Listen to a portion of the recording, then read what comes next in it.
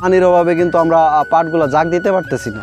7, 8, 8, 9 হাত। আসসালামু আলাইকুম। আলহামদুলিল্লাহ, দীর্ঘত 4-5 বছর থেকে আমাদের এলাকায় কিন্তু এই পাটের ফসলটা হয় না। এই পাট যেহেতু আসলে সোনালী আঁশ, এই পাটের ফসলটা কিন্তু দীর্ঘত 4-5 বছর থেকে হয় না আমাদের এলাকায়, মানে ফসল হয় না। আর ফসল যদি করেও থাকে সেটা অনেকটা নষ্ট হয়ে যায়। যখন পাটের বয়স 2 মাস হয়ে যায় তখন থেকে কিন্তু পাট মরা শুরু করে দেয়।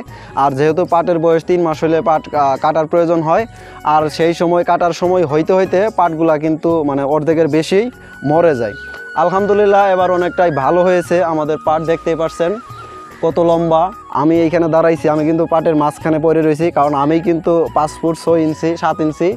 আর এই যে একটা পাট দেখতে পাচ্ছেন, তো আপনাদেরকে আমি একটা বিষয় দেখাবো যে কত বড় লম্বা। তো সেটি দেখানোর জন্য একটা কাজ করতে হইবে। আমার আগে 1 হাত পরিমাণ একটা জিনিস বের করতে হইবে। আর যেহেতু পাট খেতে প্রচুর পরিমাণ পোকা থাকে, তো এই জন্য একটু আনিজি লাগতেছে। তো আর সবচেয়ে বড় কথা হইলো যে এবার কিন্তু পানির অভাবে কিন্তু আমরা পাটগুলো জাগ দিতে পারতেছি না প্রচুর। কারণ আমরা যখন এরি ধান কাটছি ওই সময় কিন্তু আসলে এতটা বৃষ্টির প্রয়োজন ছিল না। ওই সময় কিন্তু অতিরিক্ত বৃষ্টি হয়েছে। সেই বৃষ্টিটা এখন হওয়ার প্রয়োজন ছিল। এখন বৃষ্টি হলে আমরা পানি পাইতাম, আর সেই পানিতে কিন্তু এই পাটগুলো আমরা জাগ দিতে পারতাম, যার ফলে আমাদের অনেক উপকৃত হতো। তো যাই হোক, এখন আল্লাহ যা করে ভালোর জন্যই করে। আর এই যে আপনাদের দেখাইতেছি এইবার কি মানে একটা পাট কত লম্বা হয়েছে, তো সেটা দেখানোর জন্য আমি 1 হাত পরিমাণ একটা শোলা নিয়ে নিলাম।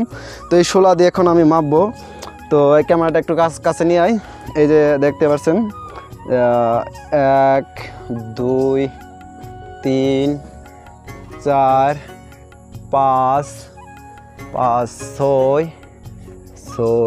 7, 8, 9 হাত। প্রায় একটা পাট 9 হাত লম্বা, বুঝতে পারছেন? 1 হাতে হয় 1.5 ফুট, তার মানে 9 হাত প্লাস আরও হয়েছে যে 4.5 ফুট, 9 ফুট আর 4.5 ফুট, তাহলে হয়েছে 13.5 ফুট। একটা পাট 13.5 ফুট, এটা ভাবা যায়? যাই হোক, আলহামদুলিল্লাহ পাটের ফসল ভালো হয়েছে, কিন্তু পানির অভাবে আমরা জাগ দিতে পারতেছি না। এই যে দেখতেই পাচ্ছেন, কারণ পাটের বয়স এখন প্রায় 3 মাস হয়ে যাইতেছে। আর এই যে দেখতে পাচ্ছেন এখানে কিন্তু পাট কিন্তু মরা শুরু করে দিয়েছে, যার কারণে আমরা পাটগুলো কিন্তু কাটতে পারতেছি না। আর পাটের গোড়া কিন্তু এখন নরম হয়ে যাইতেছে, কারণ আমাদের পাটগুলা কাটা জরুরি হয়ে গেছে।